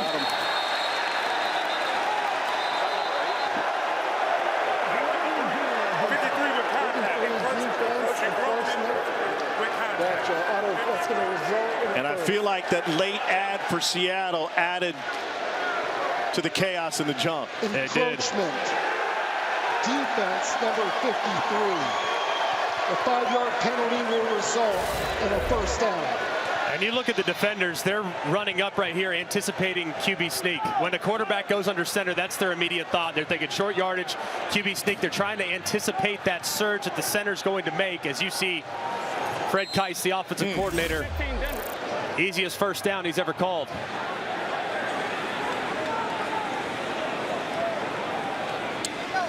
So now we start the fourth quarter. Tamu on a QB draw. He rumbles for a gain of 5.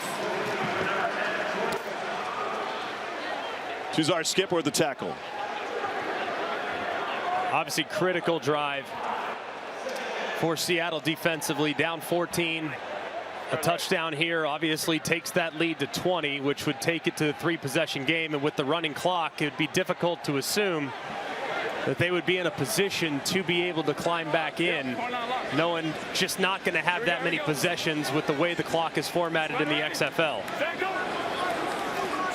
2nd and 5. Caught for the first down. Josh Hammond.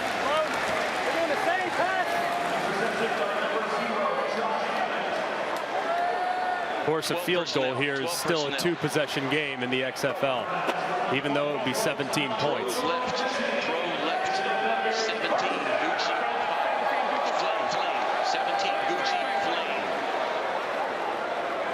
What's the Gucci part of it?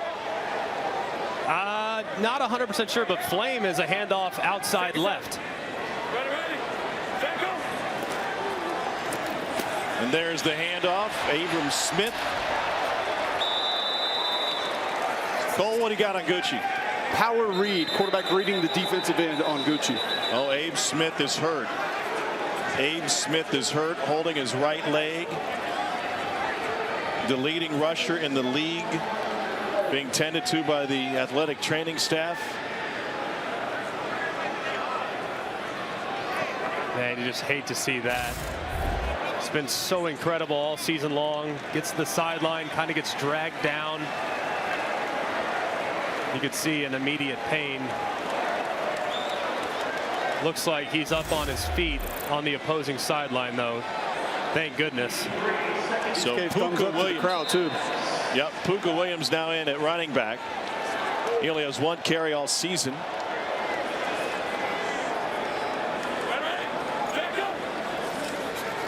Fake to Puka. Tamu's got his tight end backing out, and it's a little too high, but a flag. Austin Fallu is going to get flagged.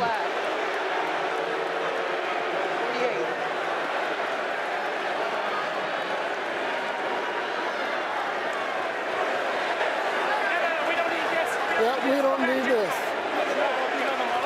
We don't need this. And that's a foul against an official. We're going to enforce both. That's what we called. Thank you. We called it. Sharif Miller just keeps getting himself into trouble. Oh, we got 48 RPS.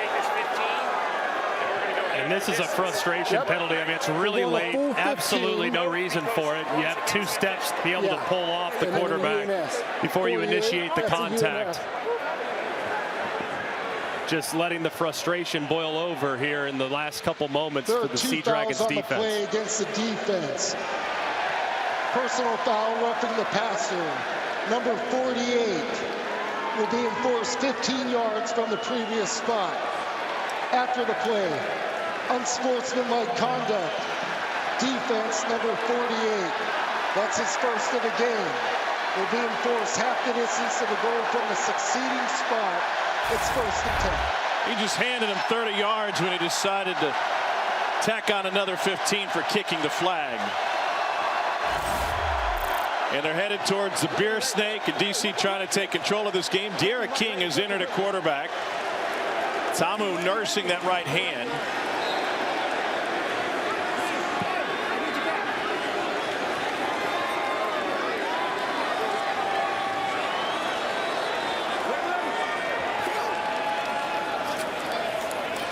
King hands it off, and they manage a couple. Cole, what's going on with? And now we got another flag. And Seattle having a meltdown. Somebody took a swing, just a complete lack of composure from Seattle. So we're gonna go, listen, talking to me. So we're gonna go happiness instead of goal from the dead ball spot, auto first, number 58. After the play, personal foul, unnecessary roughness, defense, number 58. Penalized half the distance to the goal, automatic first down.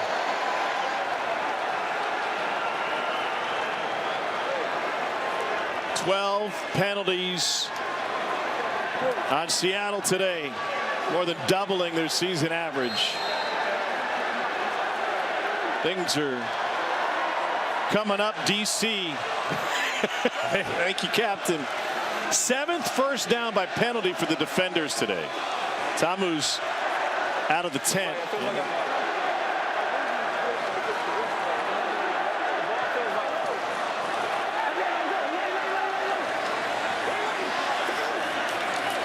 The play clock at 1. They get it off. Cameron Harris bounces to the outside and shoves his way down inside the 1. A good finish there to the outside by Cameron Harris. Almost finding pay dirt. Just added to the roster last week. Was wearing a jersey in San Antonio with just the number 41, no nameplate. He joined so late that he took his physical on the bus when they arrived at the Alamo Dome. He said that he sat next to the offensive coordinator, went through all the plays, felt comfortable enough to get him in the game here in the second week with the team. King hands it off. Harris leaps. He's in. Touchdown, DC. And they may book another trip to San Antonio with just 11:53 remaining. A commanding lead.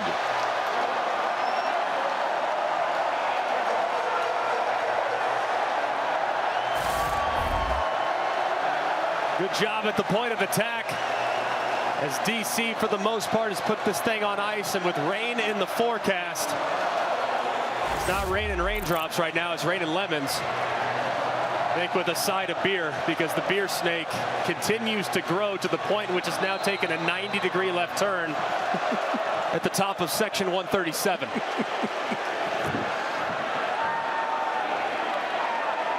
One-point attempt for DC. Abram Smith back in the game. Here's Smith straight ahead. Got that right ankle taped up. He might just crawl into the stands to celebrate. What a scene here at Audi Field, huh? Where else would you rather be? Let's go. Here's Philip Lindsay. And before the game, Greg Williams telling Cole Kublik he's basically doing his best Wyatt Earp. Our guys have bought into everything we do, and hell will come. And it has. This DC defense has been suffocating and explosive at the same time. They've done a remarkable job in the second half, mixing pressures, making sure the coverage on the back end is really tight as well. They're just blitzing everybody. Good job! Good job! Attaboy! Hell yeah! Get on, hell yeah! Reggie Barla loving it. 11:49 from a matchup with Arlington in the XFL championship game in 2 weeks. Danucci looking for Gordon. Nothing there. Firing on all cylinders now. in a midseason trade for a new quarterback. Luis Perez came over, and they've looked like a different team. DiNucci deep down the sideline, too strong. Like Blake Jackson stopped on that route a little bit. He's got a little bit of contact as he was trying to get over the top of the defender.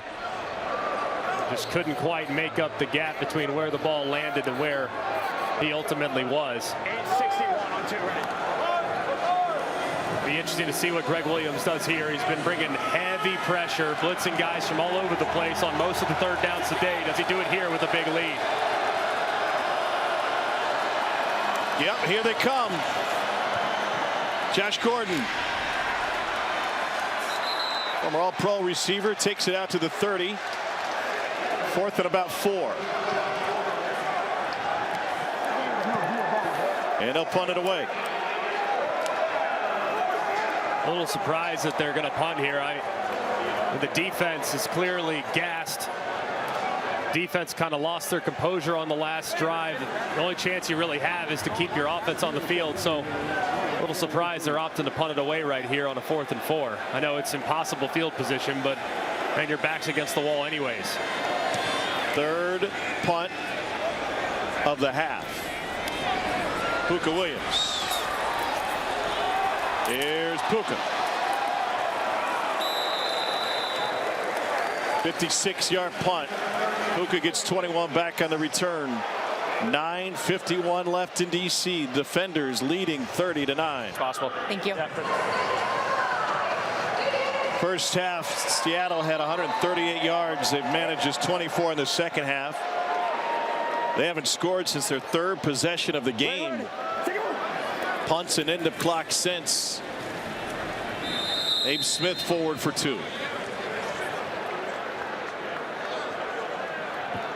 Be curious to see if Fred Keiss, the offensive coordinator, with De'Aaron King in the ball game. Really the only way Seattle can get back into this thing is a turnover by DC. I'd be surprised if they even try to throw it unless it's something behind the line of scrimmage. I'd be just shocked if they tried anything risky here with a 21-point lead and under 10 to play.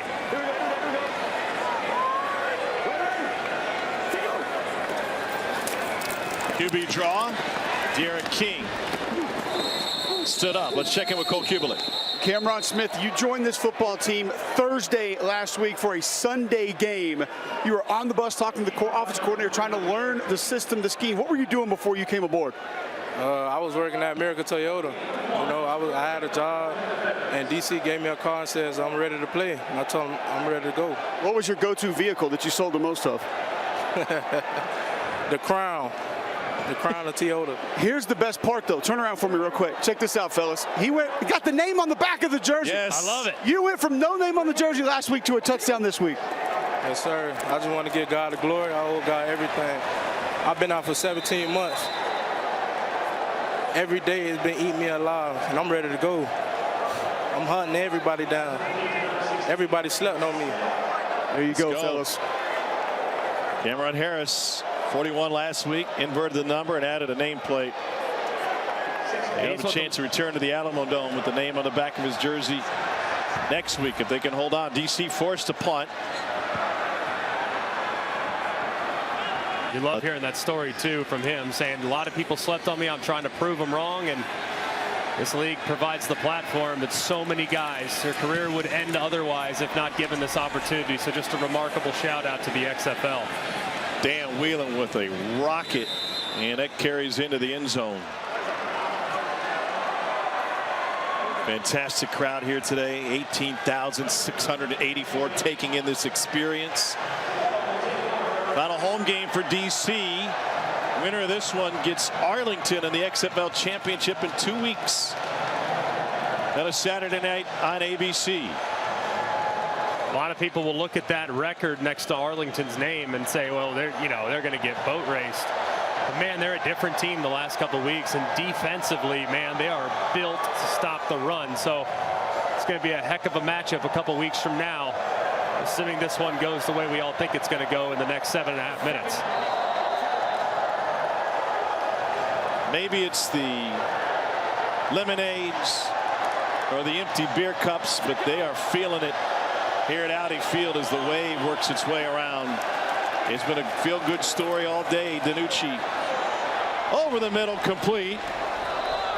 And a first down for Seattle to Jordan Veazey, a pickup of 23. Nice timing here from DiNucci on the in-breaking route. Remember, in the XFL, you do have the option for the three-point play. So 2 touchdowns, 2 3-point play conversions, and a field goal gets you back into it. Obviously, you got to thread the needle, but still a chance. We got to make some big plays happen. Out of the backfield, Ja'Cour Pearson lost his footing, gain of 2. And as opposed to the onside kick rule, in the XFL, you can have a 4th and 15 play from your own 30-yard line. So Ben DiNucci and company might be on the field the rest of the game if they can convert some of these plays. On 2nd and 8, DiNucci is able to connect with Blake Jackson out of Mary Hardin Baylor. Blake Jackson followed Josh Gordon with the Cleveland Browns, took his number 12 when Gordon was out of the league. He's been all over the place, had to fight his way back from a torn Achilles. The biggest thing he learned was spiritual and mental strength when he had no physical strength. DiNucci, a pump and go, wide open, caught, touchdown, Jawan Green. One step closer to redemption after a horrendous first half for Green.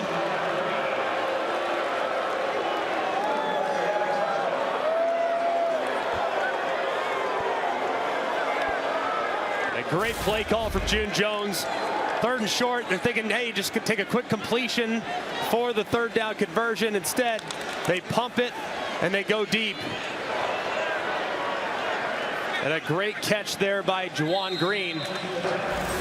As surprisingly, Seattle's opting to take a 2-point conversion here from the 5-yard line. Thought they might go for the 3.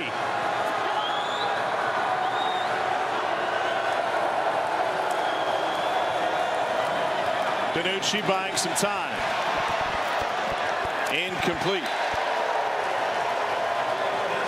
So 6:05 left, down 15.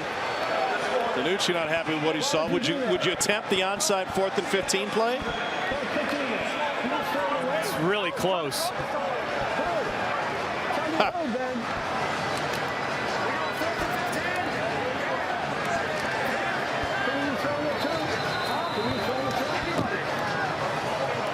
Jim Haslett not happy with the decision making.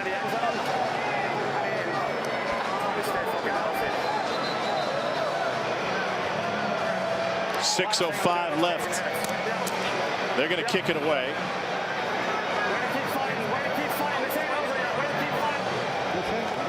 Too early to go for a 4th and 15? Probably. I mean, the defense just had a nice stop a moment ago. Got the ball back to DiNucci. They went right down the field, so you don't necessarily have to go for it just yet because they scored so quickly. Had that drive gone much longer, down under 5 into the 4s in that vicinity, then you might have to start thinking about stealing a possession with the 4th and 15. Here's Puka Williams, and he leaves his feet. Greg, you played quarterback for a long time. I want to go back to that interaction with Jim Haslett and Ben DiNucci. Is this normal head coach quarterback interaction during a game? Absolutely. And look, emotions run high. I mean, the last play, even though you scored a touchdown, was a failure. So you're only as good as your last play. He wanted to know, because an interception doesn't hurt you. You at least give a guy a chance. And DiNucci was trying to throw it up, just threw it a little bit too far. I think Haslett thought he was throwing that away, which you would never do in a do-or-die 2-point conversion attempt. But that's par for the course. The back and forth is part of it, and it's not out of character at all. Jordan Thomas still out of the game. They try to sneak it in on a play action, and it's incomplete to Josh Hammond. Coverage by Bryce Thompson. Throwing on 1st down. And it doesn't make a difference because of the incompletion, because the clock still rolls. But it's a lower percentage play. It's also a riskier play. In the event of a tipped pass where it's batted up in the air, like 2 have already been today, and it can easily wind up in a Sea Dragons defender's arms. Thought it was pass interference perhaps, and Reggie Barlow recognizing the value of it. Did Bryce Thompson get there early? And he's going to challenge, yeah. Steve Blandino looking at it. Thinking that the defender arrived a little early, and as a result, it would be a pass. Okay, Reggie, I'm looking at it. Yep. Starting on my own 22, I do have contact at the 41-yard line. Has called a timeout. In real time, it is early. Pass interference. Right 25 is a good look. There's early contact. Dean, Yeah, I couldn't no, see it, but it sounded like the pass potentially may have been tipped as well. Yeah, that's the next thing I'm going to check. I do have early contact. I'm just going to double check the tip potential. If the pass isn't tipped, we have a pass interference. No tip. No tip. So we do have a successful challenge. It's going to be DPI, Seattle #1. They'll keep their timeout. They're done challenges. Imagine the value of this on fall Sundays. It's going to be the 41-yard line is your spot. Just 41-yard. Absolute game changer, and so DPI honestly, it helps the official too, because they're going to take the blunt of the criticism if the call's wrong. But if you can correct it after the fact, it's great. Pass interference, but defense #1. Spotted a foul, automatic first down. DC has won the challenge and will not be charged a timeout.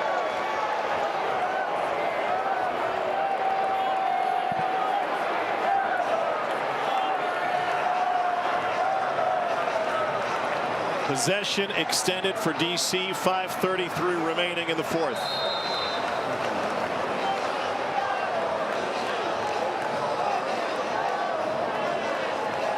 Remember, the last drive was extended due to 12 men on the field. That ended in a touchdown. That's the 11th Seattle defensive penalty.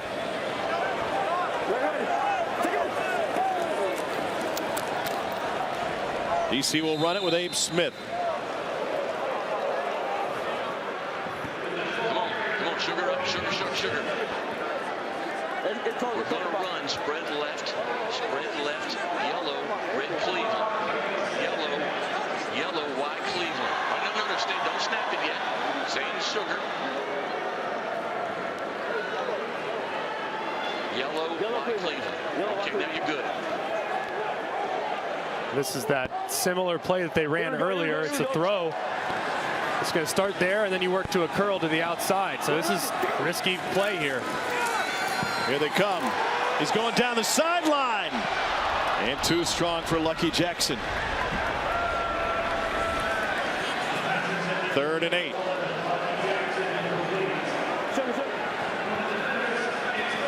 Obviously, Fred Keiss is seeing something that he thinks they can take advantage of. And you steal one there, right? I mean, the likelihood of a turnover right there is essentially a punt. It's a low-risk throw with a potentially high reward. So Squirrel slants, empty left squirrel slant. 50 squirrel slants. I want to ready.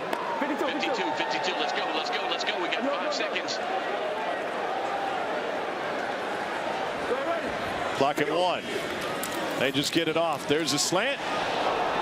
Wow, what a hit. Elijah Holder is left holding his head. And he's got a couple of wobbly boots, going to make his way to the sideline. Josh Hammond held on to it. 4th and 2. Big collision there. Pressure off the right-hand side. De'Aaron King throws right into it. You see the tackle.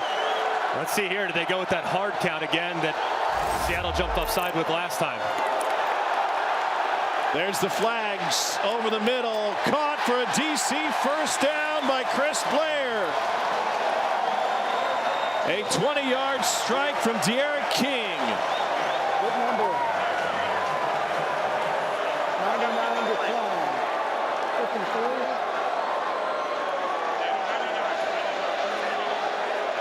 Offside. Defense #9. The penalty is declined. The result of the play. First down.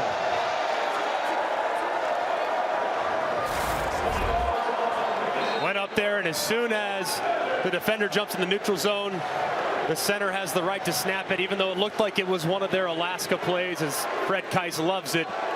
You get a free play, and it turns into a big one. as King connects with the wide receiver.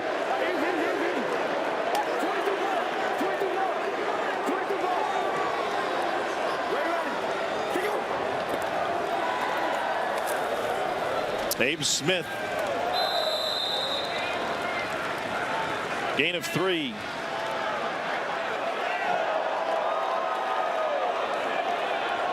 Timeout, Seattle, with 2:58 remaining.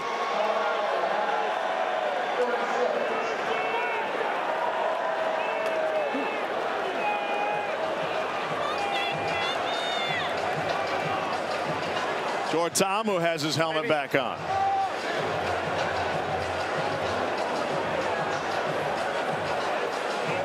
It's over. The Beer Snake is done. What a run, though, by the Beer Snake. Incredible stuff today. I don't know if I've ever seen such dominance in a sporting event. What they accomplished with those cups. The organization as well as teamwork to get them into the recycling cans, pretty impressive as well. It's all about community. That's it. And that'll go down with one of the great performances in professional sports history, right next to the Jordan flu game and others. The Miracle on Ice. Miracle on Ice, yeah, just one of those great moments. And the Beer Snake is no more here on April 30th. But my goodness. Cam in the 2010 Iron Bowl. Excuse me? Play action. King. Wow, sensational catch. Made on the sideline by Brandon Smith. How about the hands? And great catch. And look at him get that left foot down. Goes to the ground immediately with the elbow. Great awareness of where he was on the sideline. Another nice high percentage completion where if it's incomplete or if it's covered, you just airmail it. It's no problem.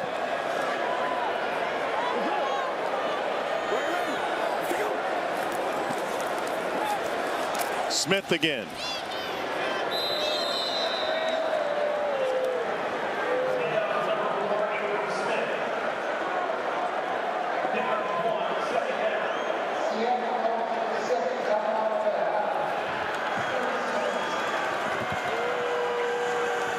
It went down a hero.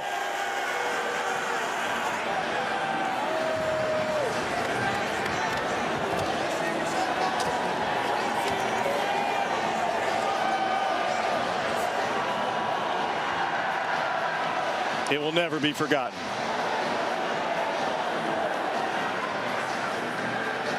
Let's not cry because it's over. Let's just celebrate the fact that it happened. Maybe that large anaconda snake just gave birth to a lot of little snakes. That's all it is. I mean, it's the circle of life.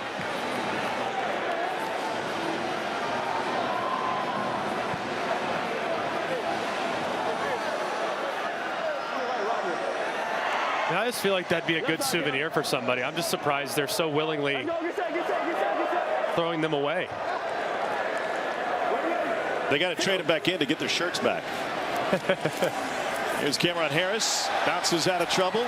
Looks to the outside. Harris takes a wallop as he neared the first down marker. Here's our skipper with the tackle.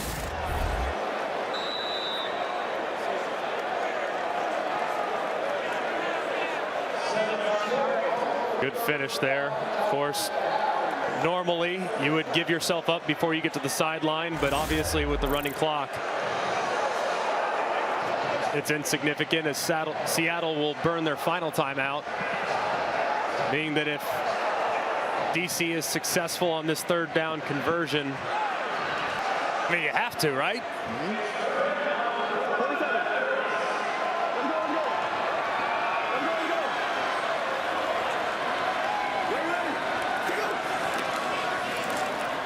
Cameron Smith, left side, touchdown DC. Cameron Harris.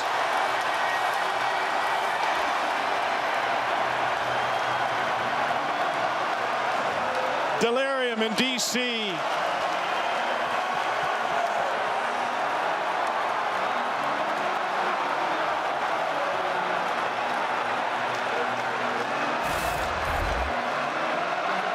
Just to walk in with a little outside counter with some pullers out in front.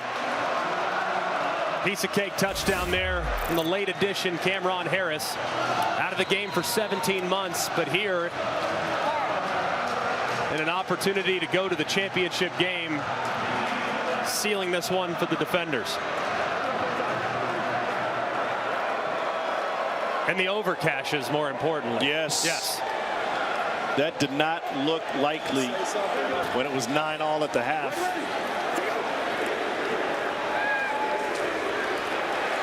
And they'll cash in again with Cameron Harris.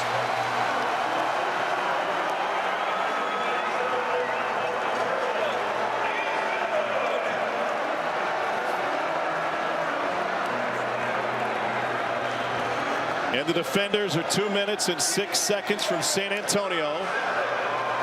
And a chance for a title.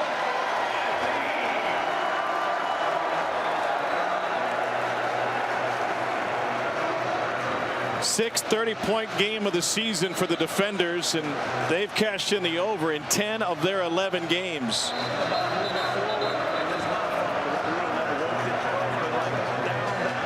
They will cover for the 8th time in 11 games. Really is an impressive performance, too, especially given how Seattle had played in the final 9 games of the year. 8-1 coming in to today. 7-1, excuse me, coming into today in their last 8 games. Playing so well. Of course, massive win a couple weeks ago against St. Louis just to get in this position. A disappointing end to what was a pretty good season for Jim Haslett and the Sea Dragons. Here's Philip Lindsay, former Bronco and Colorado Buffalo. And the DC defenders with a commanding 12-point lead. Seattle's had an amazing season. They started 0-2. They were turnover prone. Then they figured things out, but even the littlest of things went wrong for them today. Drops from the receivers early. A host of penalties, many leading to DC being able to keep their drives alive.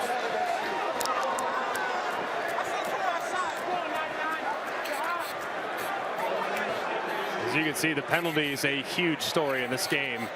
Extending drives, giving DC additional opportunities to convert on 3rd down, giving some free plays. And then a few that were really just composure penalties that led to the last touchdown that really put this thing away. First down catch and run by Blake Jackson.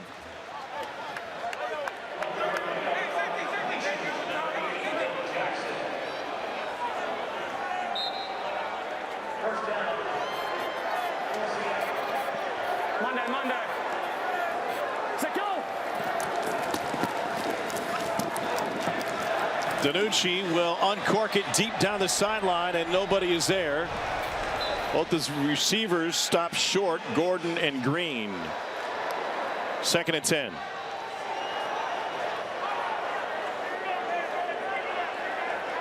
Ben Danucci, 26 of 41.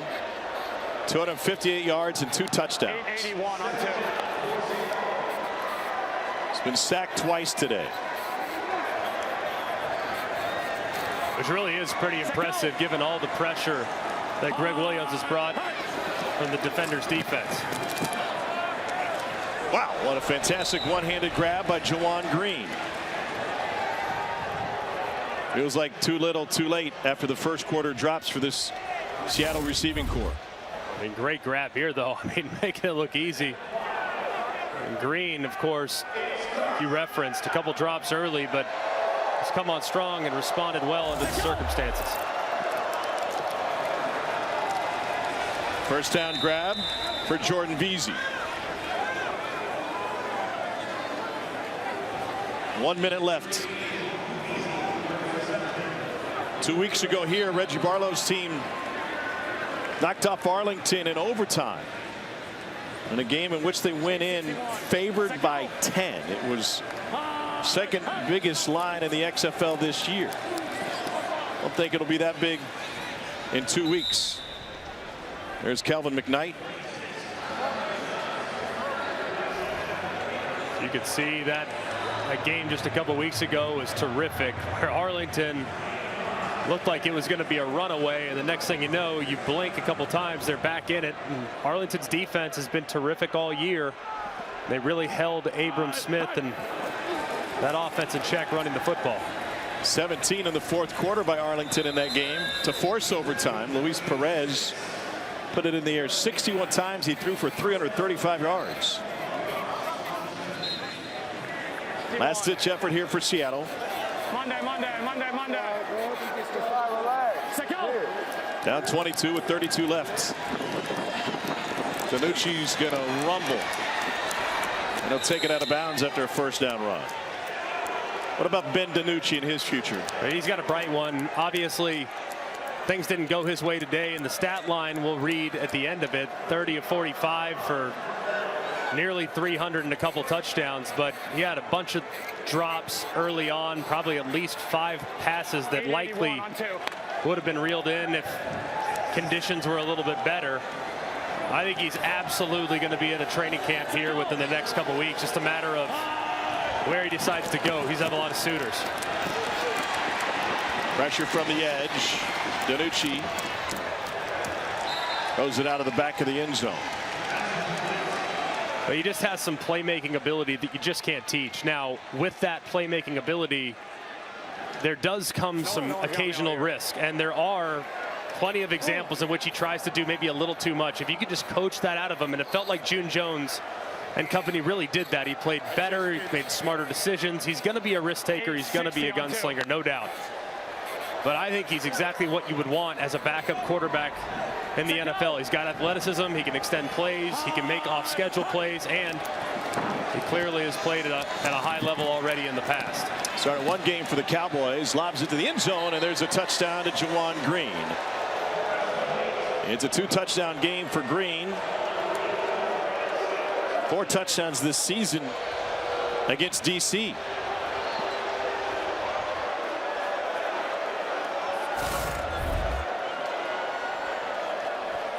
Good protection up front.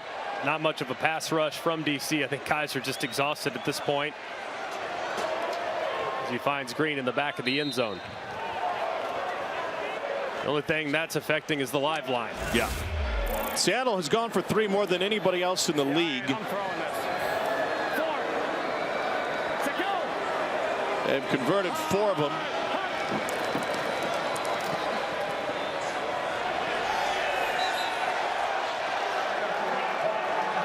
That one comes up empty. Now they got a chance to run a 4th and 15 play instead of an onside kick. It's academic at this point, down 16. We're going to do the onside kick. All right? Only 12 seconds remaining. You know, we're going to do the onside kick. And on top of that, the clock runs during the 4th and 15. Well, just throw the legend. All right? You hear me?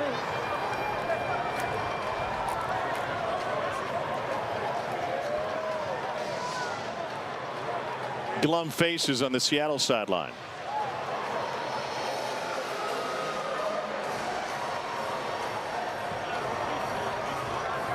Hey, be smart here. Don't get hurt. Nothing stupid.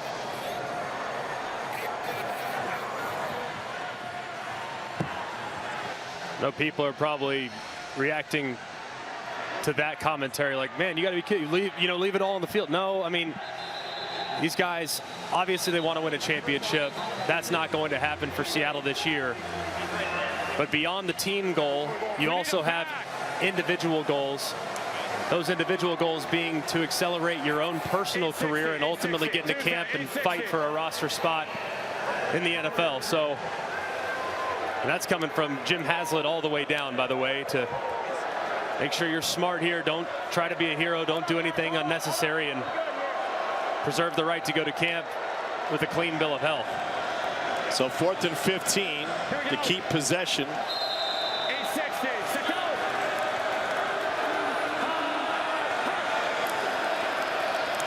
DC brings 5. They go over the middle of Josh Gordon, and it falls incomplete.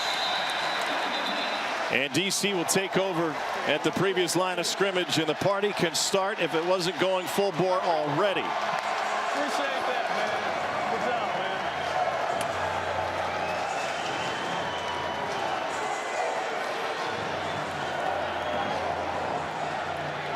I think Jamal Brooks might just take that football home with him. What a second half performance from DC. Right on. Good job, man. Their head coach. Ooh. Reggie Barlow on the receiving end of a well-deserved Gatorade bath. I don't know what that Under Armour fabric is, but it came off of him like water off a duck's back. Oh, man, appreciate you, man. Love you, man. 70-11, bro. Yeah. His quarterback, Jordan Ta'amu. Victory formation for DC. And the defenders will play for an XFL championship. A 10-1 run for the defenders. Good job, man. All right, thanks, bro. Good luck. And a dominating second half.